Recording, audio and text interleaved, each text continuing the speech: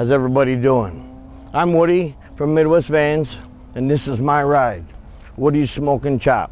1979 Dodge B100, short wheelbase, chopped 8 inches all the way around, lowered 4 in the front and 8 in the back.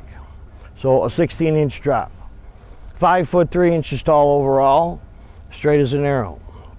I've owned her for 25 plus years. I found it in a field. Pretty much a savior van, as I want to call it.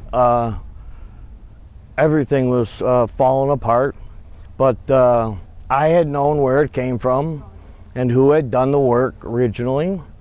A previous member of our club had done it. His wife is actually, our ex-wife is still in the club. I'll tell you a little bit more about my truck. It's got 17-inch billet rims, one of a kind, with a matching steering wheel, a custom one-off grill made with many hours of work. The paint is a PPG paint, probably been painted 3 or 4 times since I've owned it. When I dug it out of a field, it was 100% black.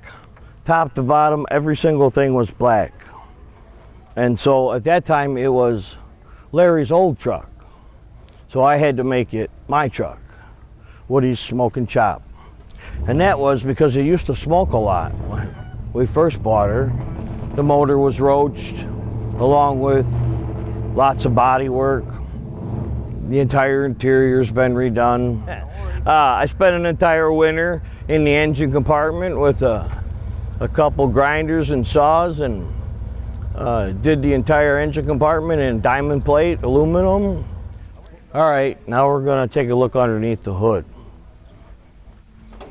I spent an entire winter with a couple of tools and a sheet of diamond plate, and decided to replace or cover all the firewalls and everything in diamond plate. We took out the heater core and the blower assembly because we don't drive it in the winter. So we cleaned it up so we could show it a little better. Had some custom parts made over the years. We put a pulley assembly in it, so it's got a one-piece or double belt system. Yeah, look at that. With all chrome polished aluminum pulley system. Nice. High-rise Wieland manifold and a good old Edelbrock double pumper, and runs like a champ.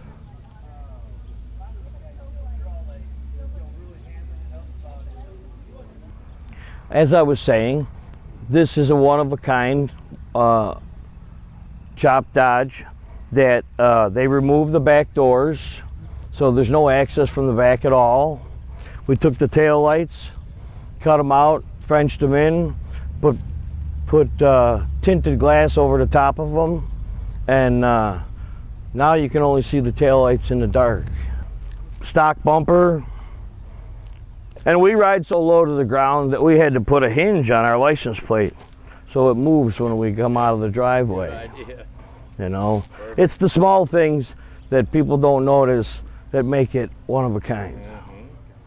Now, originally this thing had a double door on the side, and we decided to put a gull wing door on it. Now it's a one-piece gull wing that's all metal, not fiberglass like most of the gull wings you'll see. Built in an old school van shop back in the 70s. I just have been able to rebuild every single part on it from ground to up.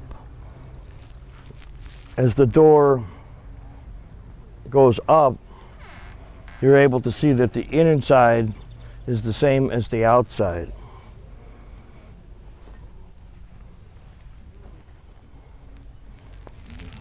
There you go. Nice. Get a mirror back here on the ceiling, or Yeah. on the back wall, I see. Yeah. This is when I was This magazine article was done in 2009 after Trucking Magazine had come to the Nationals and done a photo shoot of some of the best trucks that were there at the time. And it took 5 years for them to come around to putting it back in a magazine. So show up on it. Mopar Performance also had a couple page setup in there with a couple other trucks. But one of the things that we like to try to show off is where the paint idea came from. This was a flashlight that my girlfriend at the time found laying around. I thought it was a beautiful paint job, and there was a multicolored black Chevy that had flames going out from one end to the other in all these colors. So I took that picture and this flashlight to my body guy and said, this is what I show against, and this is what I want it to look like. Nice. You never know where an idea will come from, right? That's it. Love it. Love it. Yep. Excellent. You see, you have the reclining, on swivel seats and all. Swivel seats. There you go. Nice. The interior was done by a friend of mine that was an interior guy. He lived in the neighborhood with me, and I told him I wanted to learn how to do my own truck, so stripped it down to bare bones and went section by section and came up with the color scheme and then the bed scheme. The bed holds shock towers that where the suspension is lowered up through the floor and into the truck, because this was done in the early 80s, not new with airbags like all the modern trucks. The front end is lowered 4 inches by them cutting a loop out of the spring and then welding on some new brackets for new shocks out of a '69 Corvette. Okay, as you can see, the windows are not very big in here, only about 8 inches tall, so it does have limited view. So it is kind of hard to drive a very long distance, but we do our best to get anywhere we can that's willing to have us. Now, as you can see, the dash is painted. At one time I bought a $400 beater and pulled out the dash and pulled out a few other parts and took them to the paint shop, had the doghouse from that truck painted to match the truck at the time. A few years later I had a small accident and had to get it repainted. That's how we wound up with the orange instead of the two purples, red and gold.